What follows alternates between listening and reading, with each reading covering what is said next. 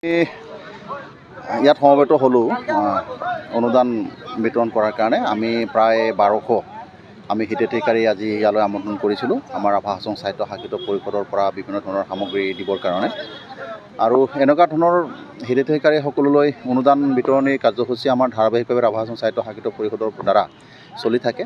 আমাৰ মাননীয় চিফ টংকেশ্বৰ ৰাভাদেৱৰ নেতৃত্বত আমি প্ৰায় 40জনীয়া এটি নিৰ্বাচিত জনপ্ৰতিনিধিৰ জৰিয়তে আমি গোটেই আভা হাছং এলেকাৰ আমাৰ যিখিনি দুখীয়া নিচলা মানুহ আছে, আমাৰ যিসকল আমাৰ BPL শ্ৰেণীৰ আমাৰ মানুহ আছে, তেখেতসকলক আমি এই পৰিয়ালসমূহক বিভিন্ন ধৰণৰ সামগ্ৰী দি আহিছোঁ বিগত দিনবিলাকত দিবৰ কাৰণে প্ৰয়াস কৰি আহিছোঁ।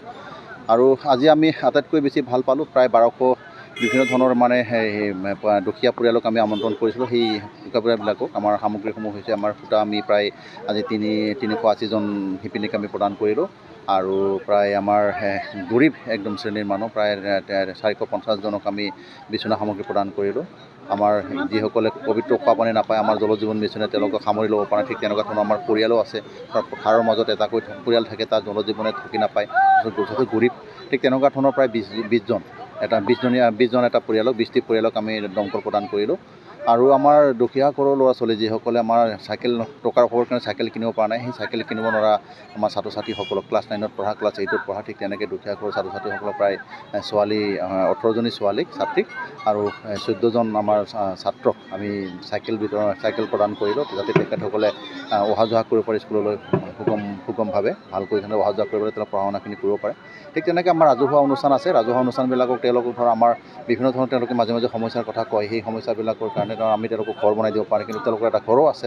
আৰু তেওঁলোকক আমাৰ বিশেষকৈ আমি যিহেতু 5 লাখ টকাৰ তলত অনুদান দিব নোৱাৰোঁ, গতিকে তেওঁলোকক কিমান টকা দিলেও তাত পইচাখিনি তাতে হেৰি নাখায়, বান নাখায়।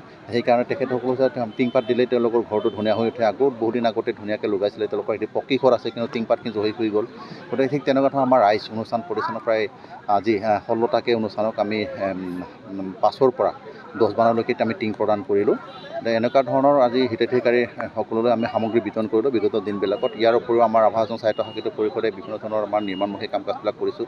ৰাস্তা পদূলিৰ পৰা আৰম্ভ কৰি যুৱ সংঘৰ ঘৰ, নামঘৰ, আমাৰ মহিলা সমিতিৰ এম্পাৱাৰমেণ্ট, যুৱকসকলৰ প্ৰতিভা বিকাশৰ কাৰণে খেলপথাৰ, আমাৰ ঠিক তেনেকৈ আমাৰ ছাত্ৰ ছাত্ৰীসকলৰ শৈক্ষিক বাতাৱৰণ ঠিক হোৱাৰ কাৰণে বিভিন্ন ধৰণৰ কাৰ্যসূচী, শৈক্ষিক কাৰ্যসূচী, এনেকুৱা ধৰণৰ আমাৰ বিভিন্ন কাম কাজবিলাক আমি লৈ আছোঁ। যাতে আভা হাছং সাহিত্য শাখিত পৰিষদৰ গোটেই আমি অঞ্চলটোক আমাৰ যি 7 লাখ জনসংখ্যা আছে, জনসাধাৰণ আছে, সেই 7 লাখ জনসাধাৰণ যাতে সুন্দৰকৈ আগবঢ়াই লৈ যাব পাৰোঁ, তাৰ কাৰণে আমি প্ৰয়াস কৰিছোঁ, প্ৰচেষ্টা কৰিছোঁ।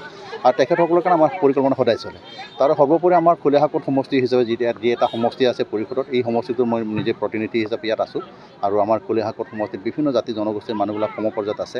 ইয়াত আমাৰ ৰাভাৰ লগতে আমাৰ বড়োসকল আছে, কলিতাসকল আছে, আমাৰ শ্বেডুল কাষ্টৰ মানুহসকল আছে, মুছলিম মানুহো আছে, আমাৰ ইয়াতে মুছলিম ধৰ্মাৱলম্বী মানুহসকল আছে, খ্ৰীষ্টান ধৰ্মাৱলম্বী মানুহ আছে, গাৰো সম্প্ৰদায়ৰ মানুহ আছে।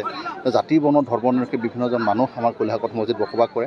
আৰু প্ৰতিটো জাতি গোষ্ঠীৰ মানুহে যাতে কোনো ধৰণৰ আশংকা অনুভৱ নকৰাকৈ আভা হাছং সাহিত্য শাখিত পৰিষদ থাকিব পাৰে, তাৰ কাৰণে আমাৰ পৰিষদৰ ফালৰ পৰা যিখিনি কাম কাজ কৰা হয়, সেই ৰাজহুৱা কামেই হওক বা এনেকুৱা ধৰণৰ সামগ্ৰী বিতৰণেই হওক, হিতাধিকাৰী হিচাপে যিবিলাক বাছনি কৰা হয়, তাত কোনো ধৰণৰ আমি কাৰ্পণ্য নকৰোঁ। জাতি বৰ্ণ ধৰ্ম নিৰপেক্ষে সকলোকে যাতে সমানভাৱে ন্যায় প্ৰদান কৰিব পাৰোঁ, সকলোকে সম বিতৰণ কৰিব পাৰোঁ, তাৰ ব্যৱস্থাখিনি কৰিছোঁ।